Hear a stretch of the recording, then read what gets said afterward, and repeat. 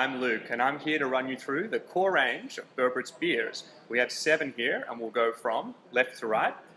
The first is the German Weizen. Now, this is a very pale beer that's brewed with wheat and is very common in Germany. And it uses a particular kind of yeast that gives a sort of banana aroma.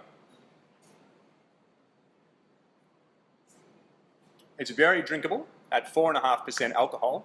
It's actually the most drinkable beer that Burbrit offers. It's very popular in certain regions of...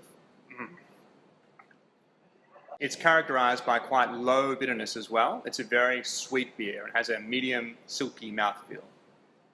Next we have the Rangoon Blonde. Now this is the flagship Pilsner of Burbrit Brewery. And it has a restrained, malty, kind of earthy aroma. Now the Pilsner has a long history. Again, it's a German beer, and it's actually a beer that has been brewed in Myanmar for as long as beer has been brewed here. The difference with the Burbrit Pilsner is that it's all malt. Most of the Pilsners here are cut with a little bit of grain sugar or rice. So yeah, it's a really fluffy, delicate, very difficult to brew beer, and this is a perfect example of the style. And here we have a beer ubiquitous in the United Kingdom. This is an English bitter. So this is characterized by quite a fruity aroma from the yeast. We get raisins and stone fruits.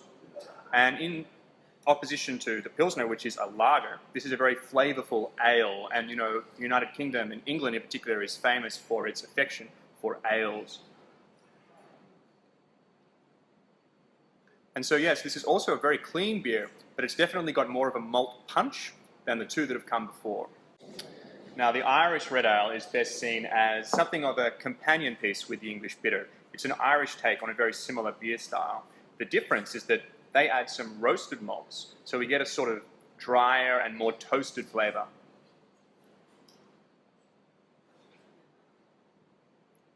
It's really sensational. For my money, I prefer this. And now we come to the Burma Pale Ale, which is an IPA, a style of beer that is, again, taking the world by storm. But this beer in particular does have a long history in Myanmar. IPAs are India Pale Ales, and they used to be shipped over from the UK to India and Burma for mass consumption. So it's good to see an IPA brewed in Burma. This is an incredibly malty and fruity aroma. The hops are really shining through.